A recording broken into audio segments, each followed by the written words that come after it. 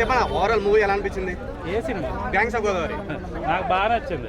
కొత్త విశ్వక్సేన్ని, before Vishwaksen, after Godavari, gang of Godavari.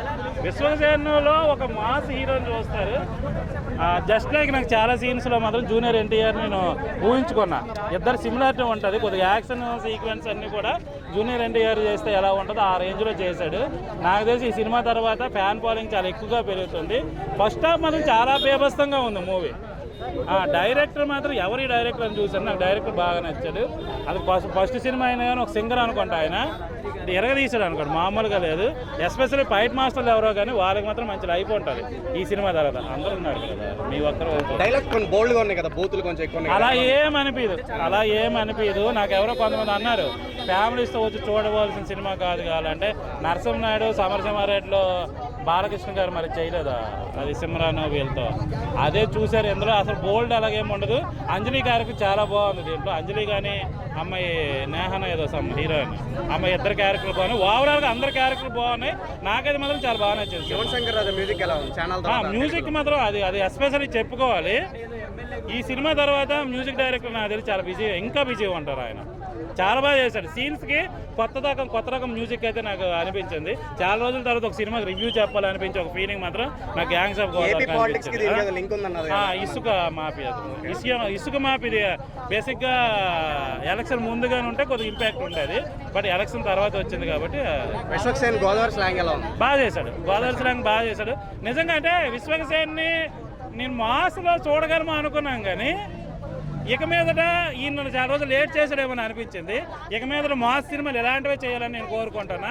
ఆ క్లాస్ చేసేటప్పుడు ఏమవుతుందంటే ఓకే ఓ మాదిరికి వెళ్ళాడు అనుకున్నాం కానీ చాలా మంది పెద్ద పెద్ద స్టార్లు కూడా మాస్ హీరో అవ్వాలంటే చాలా తలకిందలు తపస్సు చేసినంత రేంజ్లో చాలా సంవత్సరాలు కష్టపడాలి. కానీ నాకెందుకో ఈయన చాలా సింపుల్గా చాలా ఈజీగా లవ్ స్టోరీల కంటే కూడా మాస్ చాలా బాగా చేస్తాడని అనిపించింది. ఇంకొక జూనియర్ ఎన్టీఆర్ బ్రదర్ ఇద్దరు క్యారెక్టర్లు చాలా బాగున్నాయి. అంజలి క్యారెక్టర్ చాలా బాగుంది. ఒక పెద్ద బరువైన క్యారెక్టర్ ఒక విధంగా చెప్పాలంటే. అది ఆసామాసిది కాదు. ఇప్పటి వరకు చేసిన అంజలి క్యారెక్టర్ వేరు, దీంట్లో క్యారెక్టర్ వేరు. నాకు చాలా బాగా నచ్చింది. అంటే ఇలాంటి క్యారెక్టర్ ఏంటి అనుకున్నా చూడగానే. బట్ అందులో చాలా బరువు, చాలా ఆ క్యారెక్టర్ మెయిన్ అసలు టోటల్గా సినిమాకి స్టార్టింగ్ నుంచి ఎండింగ్ వరకు కూడా ఒక పునాది లాంటి క్యారెక్టర్ మాత్రం అంజలి అనిపించింది. చాలా రోజులకి ఆ అమ్మాయి హీరోయిన్గా చేసే సినిమాల మీదకి కూడా ఈ క్యారెక్టర్ నాకు చాలా బాగా నచ్చింది. చాలా బాగా చేసింది అమ్మాయి దీంట్లో. అంజలి కానీ అందరి పెర్ఫార్మెన్స్ బాగుంది అబ్బా దీంట్లో. సో ఏంటంటే సెకండ్ హాఫ్ కొద్దిగా ఇంకా బెటర్గా ఉంటే ఇంకా బేబస్తమైన ఇస్తుంది. అది ఒక్కటే కొద్దిగా అంటే సీన్స్ బాగున్నాయి. సెకండ్ హాఫ్ మళ్ళీ ఏదో కొద్దిగా అనిపించింది. కానీ ఫస్ట్ హాఫ్ అయితే మాత్రం ఎరగదీశాడు సినిమాని. ఫస్ట్ హాఫ్ నాకు చాలా బాగా. డీజే టిల్లు తర్వాత మళ్ళీ నాగవంశీ గారికి అరేంజ్ పట్టుబడినట్టేనా? డీజే టిల్లు అనేది అది ఎంటర్టైన్మెంట్ మూవీ. ఇది ఓవర్మాస్ మూవీ. ఇది ఓవర్మాస్.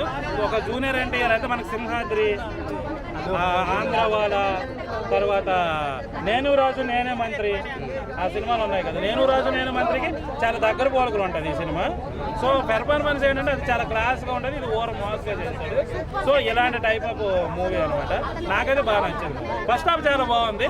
సెకండ్ హాఫ్ యావరేజ్గా ఉంది.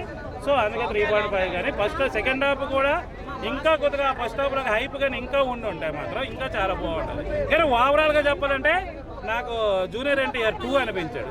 అంటే